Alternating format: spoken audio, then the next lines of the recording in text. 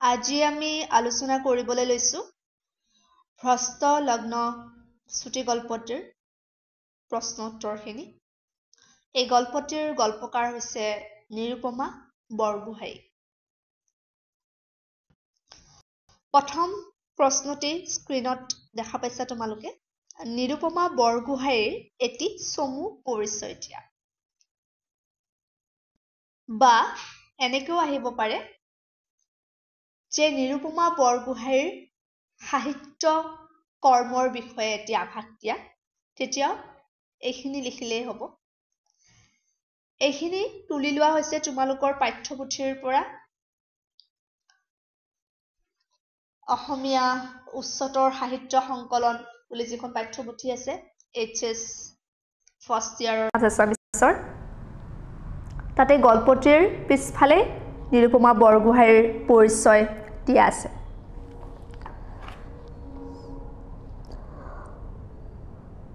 (1932ত তেওঁৰ জন্ম হয়। অসমীয়া সাহিত্যৰ এগৰাকী শ্ৰেষ্ঠ সাহিত্যিক নিৰুপমা বৰগোহাঁইৰ জন্ম হৈছিলে গুৱাহাটীত। তেওঁ একাধাৰে গল্পকাৰ, ঔপন্যাসিক, নিবন্ধকাৰ। তেওঁৰ উল্লেখযোগ্য গল্পপুথি হ'ল অনেক আকাশ, জীৱন আৰু ফেণ্টাসি। নিৰুপমা বৰগোহাঁইৰ শ্ৰেষ্ঠ গল্প আৰু নিৰুপমা বৰগোহাঁইৰ গল্প সমগ্ৰ। ফাইনেল এক্সামত প্ৰায়ে নিৰুপমা বৰগোহাঁইৰ গল্পপুথিৰ বিষয়ে সোধে, কেতিয়াবা 2খন, 1খন, কেতিয়াবা 4খন। গতিকে এই গল্পপুথি কেইখনৰ নাম মনত ৰখাটো খুবেই জৰুৰী। অনেক আকাশ, জীৱন আৰু ফেণ্টাসি, নিৰুপমা বৰগোহাঁইৰ শ্ৰেষ্ঠ গল্প আৰু নিৰুপমা বৰগোহাঁইৰ গল্প সমগ্ৰ।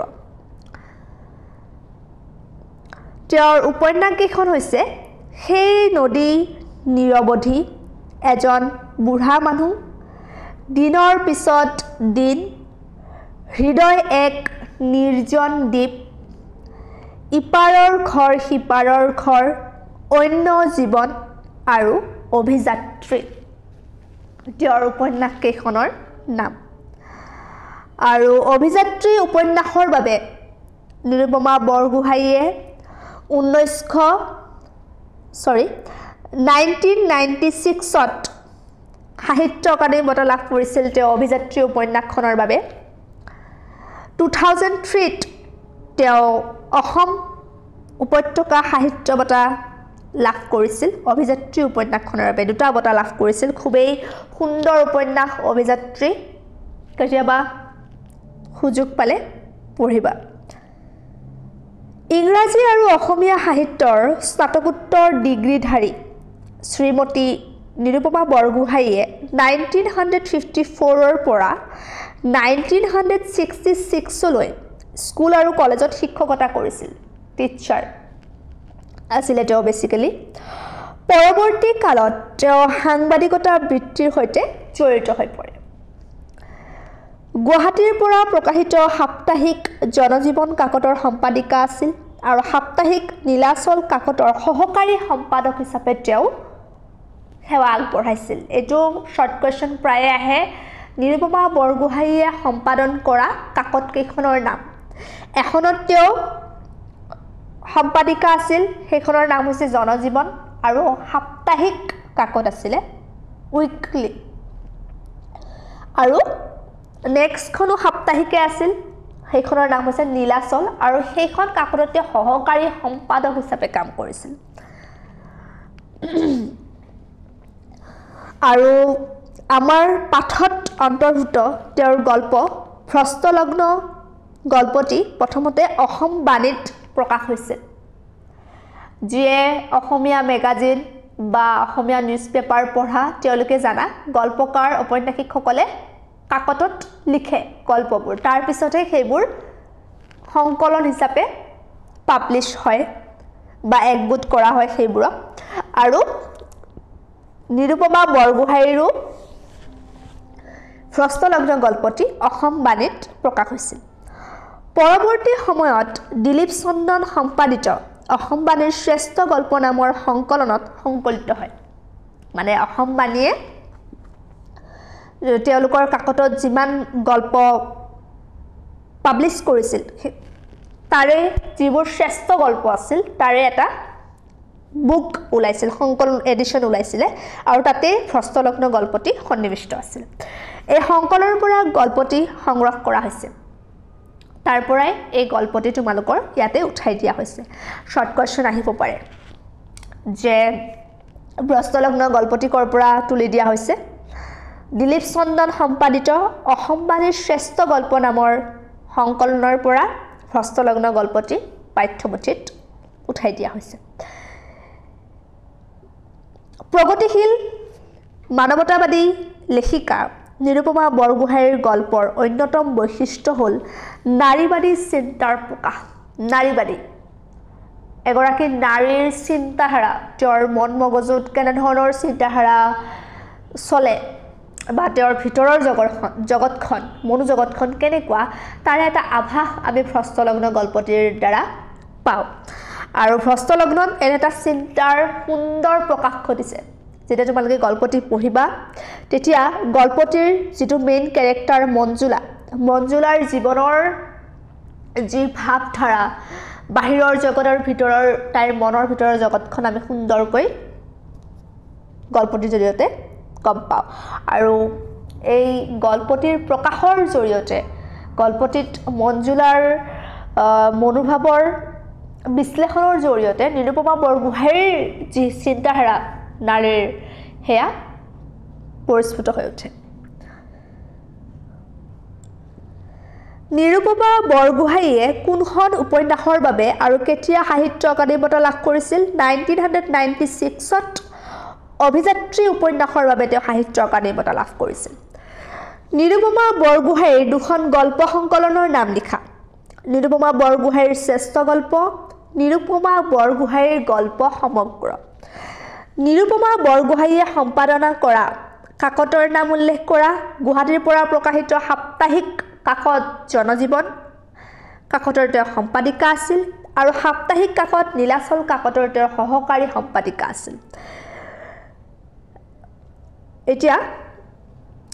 গল্পটিৰ পৰা প্ৰশ্ন ভ্ৰষ্টলগ্ন গল্পটিৰ যে ত্ৰিদীপৰ বিধৱা ভনীয়েকৰ নাম কি পুতলা ত্ৰিদীপৰ বিধৱা ভনীয়েকগৰাকীৰ নাম পুতলা আৰু পুতলা বিধৱা হোৱাৰ পিছত ল'ৰা ছোৱালীকেইটাক লৈ ত্ৰিদীপৰ ঘৰত বা মঞ্জুলাৰ ঘৰত আছিল ত্ৰিদীপে কি চাকৰি কৰিছিল ত্ৰিদীপ মানে মঞ্জুলাৰ হাজবেণ্ড তেওঁ প্ৰফেচাৰ আছিল কলেজৰ মঞ্জুলাৰ ল'ৰা ছোৱালীকেইটা 4টা ভ্ৰষ্টলগ্ন গল্পটিৰ যিটো মেইন কেৰেক্টাৰ মঞ্জুলা সেই মঞ্জুলাৰ ল'ৰা ছোৱালী 4টা মঞ্জুলাই কিমানলৈ পঢ়িছিল BA লৈ পঢ়িছিল আফটাৰ HS তেওঁ BA এডমিশ্যন ল'লে BA পঢ়ি আছিল কিন্তু BA পঢ়া শেষ নহওঁতে BA পাছ নকৰোঁতে মঞ্জুলাৰ বিয়া হৈ গৈছিল মঞ্জুলাৰ ডাঙৰ জীয়েকৰ নাম কি আছিল মন্দিৰা মঞ্জুলাৰ ডাঙৰ জীয়েকৰ নাম আছিল মন্দিৰা মৃদুলাৰ গিৰিয়েকে কি কৰে মৃদুলা হৈছে মঞ্জুলাৰ ভনীয়েক আৰু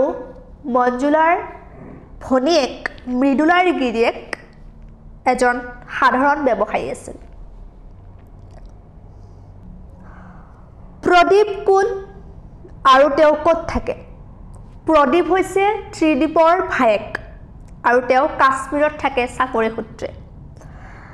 মাহীয়েকৰ দৰে স্পষ্ট বক্তা হৈছে ভাগিনীয়েকজনী ইয়াত মাহীয়েক আৰু ভাগিনীয়েক কোন উদ্ধৃত কথাশাৰীত মাহীয়েক হ'ল মঞ্জুলাৰ ভনীয়েক মৃদুলা আৰু ভাগিনীয়েক হ'ল মঞ্জুলাৰ ডাঙৰ জীয়েক মন্দিৰা যেতিয়া মঞ্জুলাই শাহুৱেক ঢুকোৱাৰ পিছত তেওঁৰ পুৰণা যিটো চখ আছিল ছোৱালী কালত ফুল তোলা এনেকুৱা সেইবোৰ উলিয়াই লৈছিল আৰু চিলাই আছিল ফুল তুলি আছিল তেতিয়া ডাঙৰ জীয়েক মন্দিৰাই আহি কৈছে মঞ্জুলাক যে মা তুমি এইবোৰ কি চইচ কৰিছা ফুটাবোৰ বৰ তেলিয়া দেখাইছে চইচবোৰ একদম ভাল নহয় মই তোমাক কালাৰ মিলাই আনি দিম ফুটা তুমি চিলাবা তেতিয়া মাকে ক'লে তয়ে চিলাবি মই আৰু নিচিলাও তেতিয়া মঞ্জুলাই এই কথাষাৰ ব্যক্ত কৰিছিল যে মাহীয়েকৰ দৰে স্পষ্ট বক্তা মানে মনৰ ভিতৰত থৈ নিদিয়ে কথাবোৰ কিবা যদি বেয়া দেখিছে বেয়া লাগিছে খুলাখুলিকৈ কৈ দিয়ে আৰু সেই ক্ষেত্ৰতে এইখিনি কথা মঞ্জুলাই ভাবিছিল যে মাহীয়েকৰ দৰে স্পষ্ট বক্তা হৈছে ভাগিনীয়েকজন নেক্সট কোৱেশ্চন নাই বাইদেউ এনেকৈ পাকঘৰতে জীৱনটো শেষ কৰি নিদিবি এটা ৰান্ধনী চান্ধনীৰ ৰাস কথাষাৰ কোনে কি প্ৰসংগত কৈছিল বুজাই লিখা উদ্ধৃত কথাষাৰ মঞ্জুলাৰ ভনীয়েক মৃদুলাই মঞ্জুলাক কৈছিলে মৃদুলাই এবাৰ 4 দিনৰ বাবে বায়েকৰ ঘৰলৈ আহিছিল আৰু তেতিয়া এই কথাষাৰ কৈছিল আৰু কিয় কৈছিল এই কথাষাৰ বুজাই লিখিব কৈছে 5 মাৰ্কস মান থাকিব ফাইনেলত তো আৰু অলপমান বহলাব লাগিব মৃদুলাৰ গিৰিয়েক সাধাৰণ ব্যৱসায় বেছি শিক্ষিতও নহয় কিন্তু সামান্য আয়েৰে তেওঁলোকে এটা হাঁহি ভৰা ফুৰ্তিৰ জীৱন কটাইছে এইফালে মঞ্জুলাৰ ঘৰখন আদ্যবন্ত নিজৰটো খোৱা বোৱাৰ পিন্ধাৰ অভাৱ নাই লগতে আৰু 10 জনকো তেওঁলোকে খুৱাই পিন্ধাই ৰাখিব পাৰে তেওঁৰ গিৰিয়েক শিক্ষিত সকলো গুণৰ অধিকাৰী সকলো ভাল গুণ গিৰিয়েকৰ আছে মঞ্জুলাৰ গিৰিয়েকৰ আৰু আলহী অতিথিৰে ঘৰখন অন্নবৰতে ভৰি থাকে সেইবাবে মঞ্জুলাই 1 মিনিটৰ বাবেও পাকঘৰৰ পৰা ওলাই আহিব নোৱাৰে প্ৰথমতে মৃদুলাই সৰি এটো মঞ্জুলাই হৈ আছে হা এটো মঞ্জুলাই নহয় এটো মৃদুলাই হ'ব টাইপিং ভুল হৈছে এটো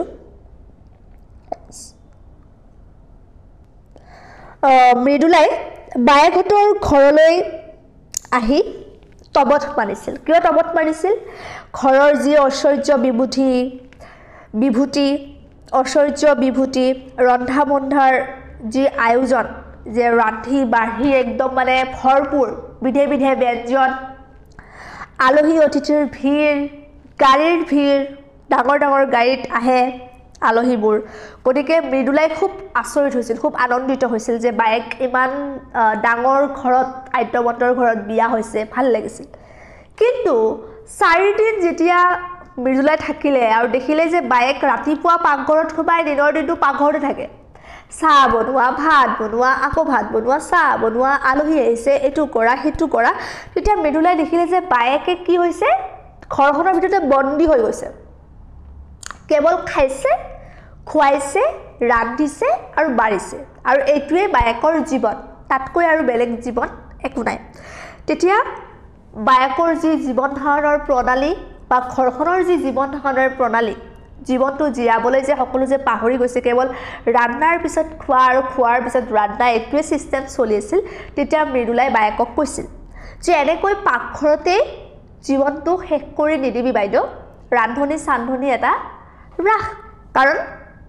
মঞ্জুলাৰ অৱস্থা দেখি ভনীয়েক মৃদুলাৰ দুখ লাগিছিল বেয়া লাগিছিল যে ঘৰখনতে বন্দিত্ব হৈ থাকিব লগা হৈছে তেওঁ আৰু কলেকো যাব নোৱাৰে ঘুৰা ফুৰাৰ নামত কলেকো যাব নোৱাৰে মাকৰ ঘৰতো এবছৰ 2 বছৰৰ মূৰতহে যাব পাৰে গতিকে এনেকুৱা অৱস্থা দেখি এই উদ্ধৃত কথাষাৰৰ দ্বাৰা মঞ্জুলাক মৃদুলাই উপদেশ দিছিল আজিলৈ এইখিনি আছিল ধন্যবাদ